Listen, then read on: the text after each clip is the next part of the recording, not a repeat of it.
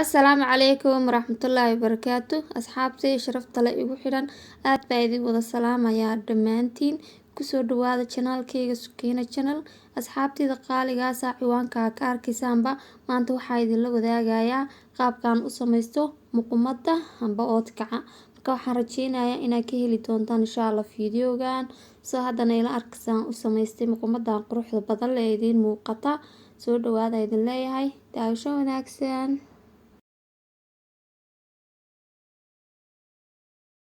asxaabteeda qaaliga sida u jeedaan halkan waxa igu jira hilibkii aan ka samaysan lahayn oodkaca amba muqumada hilibkan qiyaastiisa waxa weeye kiilo iyo badh hilib ah waana hilibkeen hilibkan isticmaalaya hilibkana sida u jeedaan uu ii jarjaran yahay anima soo googoynin meeshan hilibka ka soo iibsada waxaan ku dhahay sida yaryar oodkaca loo soo jarjaray ugu jarjara marka ay ka hilibka ii soo diyaariyay oo ii soo googooyay alxamdulillah hilibku saas ayuu diyaar ugu yahay shaqo hawl iyo jarjarow iyo waxaas dhan igama baahna marka hadda waxaan sameynaynaa distidii aan dabka soo saaranaynaa oodkac ku samaysan lahayn kadibna waxa waaye hilibkii ayaan ku soo ridaynaa kadibna waxaan ku soo darsanaynaa hilibka waxa waaye milix amba cusbo intaas leedahay hilibku way kuugu filan tahay uu qiyaas insha Allah distida oo muqumada aad ku sameynaysan waxa fiican disti weyn inay noqoto waa muqumadu waxa u baahan tahay walaaqitaan marka disti weyn markii hilibka amba muqumada ku sameynaysid muqumada si fiican ayaa u walaaqi kartaa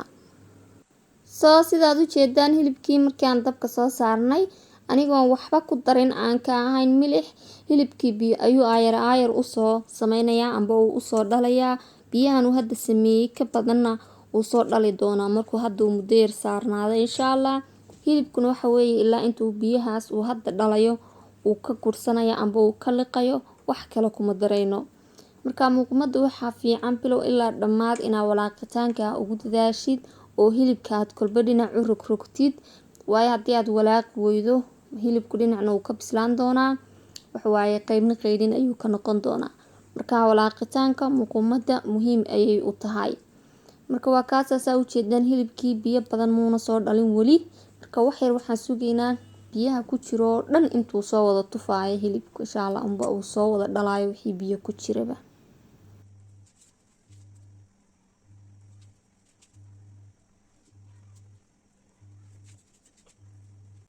asxaabteeda sharafta leh sida u jeedaan hilibkii waxa soo biyo ku dhex jira isaga ayaa dhalay marka hadda waxaan sugnaaba waxa weeye intuu hilibku uu biyahaas uu isagu dhalay uu gudsanayo amba uu liqayo amba uu dhameysanayo amba biyahaas ay hilibka ka qalalayaan marka hilibku markuu biyahaas soo gursado insha Allah kadib ayaan isku soo laabanaynaa walaaqitaankana kama dhaafayno soo isla socod wanaagsan ayaa idin leeyahay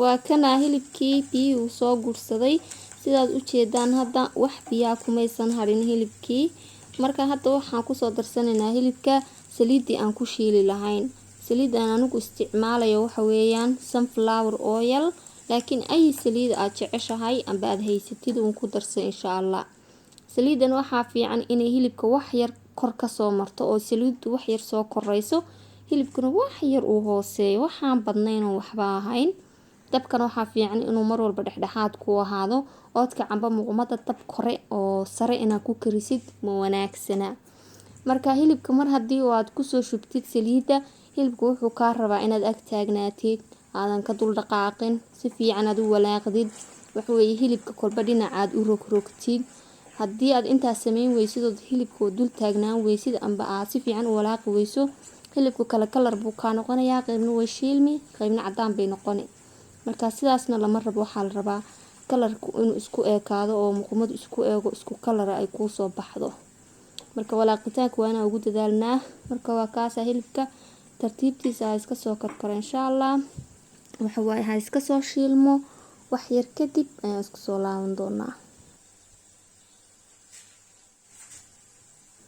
asxaabteeda sharafta leh saa u jeedaan hilibkii xoogay uu noo soo shiilmay waxa weeye hadda muddo dabka saarnaa kalarkiisa xitaa uu soo bedelayaa saa u jeedaan waxa weeye bunni maanta dhan waan walaaqayay saasan u rogrogayay hilibka waayo waxaan rabaa hilibku inuu isku kalar ii noqdo dabcan isku kalarna uu yahay oo waa u jeedaano kalarkiisa waa bunni marka hadda waxaan kusoo darsanaynaa hilibka hayl xoogay hayl ah, iniintii qoloftiis wixiisii oo dhan aan isku soo tumay ayaan kusoo darsaday.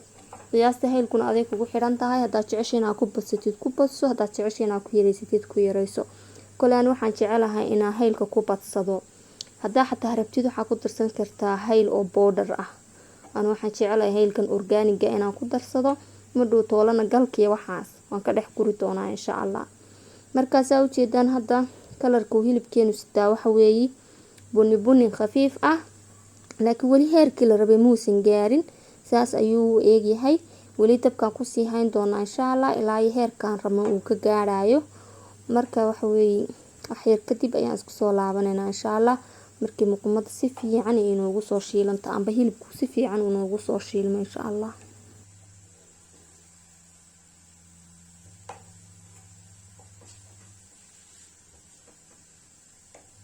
asxaabteeda sharafta leh, muqumadeeni diyaar ayay noo noqotay. marba haddii kalarka amba midabka hilibku uu brown amba buni rasiin ah amba kofee amba kalarka aad ujeedaan uu noqdo, muqumadeeni waa diyaar. waxay u baahan tahay in laga dejiyo. mida kale ha sugin intoo waxa waaye kalarka hilibka amba midabka hilibka uu madow noqonayo, waa inaa midabka hilibka oo buni amba kofee u eeg aad ka dejisaa. kadib waxa waaye saliida ka miirtaa. marka daqiiqado yar gudahood waxaa arkaysaa hilibkii amba muqumadii oo madow noqotay. laakiin haddii aad tiraahdo hilibka waxaan dabka ku daynayaa ilaa intuu madow noqonayo, muqumad dhagax ah ayuunba madhow toolo kuu soo baxaysa. marka waa kaasaa kalarkaad ujeedaan waxa weeye kofeega amba buniga u eeg ayaa waxa weeye kaga dejinaynaa muqumadeeni. saas ayna diyaar noogu tahay. marka hadda waxa weeye dabka ayaan ka daminaynaa insha allah. asxaabteyda waxaan is dhahay asxaabtaadu si kaleer ah ha u arkaan midabka aad kaga qaaday muqumada, waayo markii hore xunbay sameynaysay. marka waa kaasa inaad si kaleer u arkaysaan baa idiin rajeynayaa. kalarkaad ujeedaani kofeega u eeg amba buniga rasiinka ayaad kaga dhigaysaa muqumada. soo imikana muqumadii ayaa waxaan ka miiraynaa saliidii. aniga saliida ma jeclin inaan ku dhex daayo muqumada. soo saa ujeedaan ayayna kusoo baxday muqumadii. quruxdeeda waxaa ka daran waxa weeye udgoonkeeda iyo carafteeda. saliidina saas ayay u eekaatay aan muqumada ku shiilnay. marka hadda muqumadii waxaan kusoo wareejisanaynaa blade. ani muqumada markii aan kariyo markiiba weelkii aan rabay kuma shubto, wax yar ayaan banaanka u daaya si ay usoo qabowdo oo u yara leyrsato. marka waa kaasaa banaankan dhowr saacadood u diin doonaa insha allah. ha iska soo leyrsato, ha iska soo qabowdo, kadib ayaan iska soo laaban doonaa insha allah. asxaabteyda sharafta leh, muqumadii waa noo soo qabowday. saa ujeedaan kalarkii muqumaduna wuu isbedelay oo madow ayay noqotay. marka hadda waxaan ku darsanaynaa muqumada waxa weeye subag badan kuma daraayo oo ma dhex fadhiisin doono subag, waayo faamilkeygu ma jecla muqumada oo subaga badan lagu daro. waan ursiinaa un subaga. markaasaa ujeedaan 3 muqaacadood oo subag aan ku daray. subaga isticmaalaya waa sixin, kadibna intaasun baan waxa weeye aan ku walaaqaya. marka madhow toole muqumadii mid oo dacar ay kugu kacaysana ma noqonayso, mid qaleylana ma noqonayso, dhexdhexaad ayay noqonaysaa. marka waa kaasa muqumadii waxa weeye saasay diyaar ugu tahay. marka hadda waxa weeye waxaan u sameysan doonaa muqumada waxa waaye timir. asxaabteeda qaaliga markii aan muqumad sameysano waxaan u sameysanayo kale timir. marka halkan waxaan kusoo diyaarsaday timirtii. waxay ugu jirta nus kiilo timir ah. timirta laftii iyo indhihii iyo waxaasoo dhan waan kasoo guray oo timirtii oo kaliya waana nus kiilo timir ah. kadibna waxaan kusoo darsanaynaa waxa weeye filfil.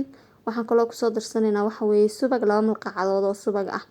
subag amba saliid waxaa rabtaa ku darsanaysaa, laakiin subaga aad u macaan. kadibna intaan si fiican aan isugu xashaynaa waxa weeye waxaan u xashaynaa sida cajiinka sabaayada loo xasho oo kale. marka waxa waaye haddii aad isku barato muqumadan iyo timirtan waa 100% inaad ka heli doontaan oo idin cajabin doonto. mida kale timirta saan markii aad u xashtid xataa daastira kaligeed cun maanta dhan ay kugu soconaysaa, waayo macaankii badnaay timirtu lahayd baa ka yaraanaya. marka maanta dhan hadaa cunaysid timirtan iskama kaa qabanayso, waa ku raaxaysanaysaa. marka waa kaasa waxa weeye timirtan si fiican aan usoo xashi doonaa insha allah. markii aan si fiican usoo xashno aan timirta smooth ka dhigno ayaan isku soo laaban doonaa insha Allah. asxaabteeda qaaliga ah timirtii si fiican ayaan usoo xashnay. marka hadda waxaan soo qaatay saa ujeedaanba waa blade. kadibna bladeeka waxaan marinayaa wax yar oo subag ah. kadibna timirta ayaan kuuskuusi doonaa. markaa saa ujeedaan timirta wax yar ayaan kasoo goosani. kadibna labadeeda sacab dhexdooda ayaan saas usoo dhigi. kadibna saa ujeedaan ayaan u kuuskuusayaa. koleyna ay fahmaysaan baan rajeynayaa markaad fiidiyooga aragtaan. kadibna bladeekii aan soo marinay subaga ayaan dul dhigaynaa. sababtaan bladeeka subaga usoo mariyay baa waxay ahayd inuuna iga qabsanin timirta. markaa timirtii oon saan usoo kuuskuusay iyo madhow waxaan isku dari doonaa muqumadeeni insha Allah. kadibna alaab kaal iska araga isku soo noqon doontaa. marka waa kaasa saas ayaan timirta usoo wada kuuskuusaya insha Allah. markaan soo dhameeyo aan soo wada kuuskuuso ayaan isku soo laabani.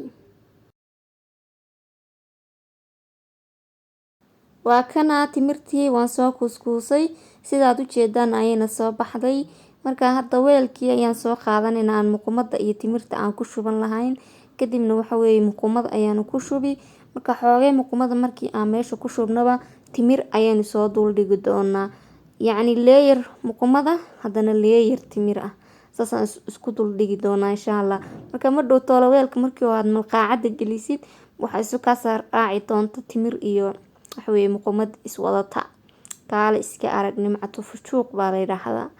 marka waxa weeye muqumada saan wada ognahayba haddii oo subag badan lagu shubin degdeg ayay u xumaataa. anigana uguma talagelin muqumadan inay muddo badan ii taalo waayo wax badanba maanan samaysanin. markaa 8 cisho meelahaas ayay ii ooli kartaa muqumadan iyo waxa weeye timirtaan isku soo gurtay. waa kana timirteeni iyo muqumadeeni basaan ayay diyaar noogu yihiin.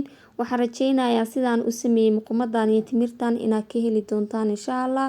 soo fiidiyowga hadduu idin cajabiyay like share comment iyo subscribe ha iga iloobin insha Allah. soona probeeyaan idin leeyahay amba soo tijaabiya muqumadan. waa muqumadan hadal kareynin oo maasha Allah ya oon inaba caadi ahayn. soo intan ayaan rabaa inaan fiidiyowga kusoo eekeeyo. maca salaama ayaan idinkaga tagaa insha Allah. aad baa idin wada salaamay dhammaantiin.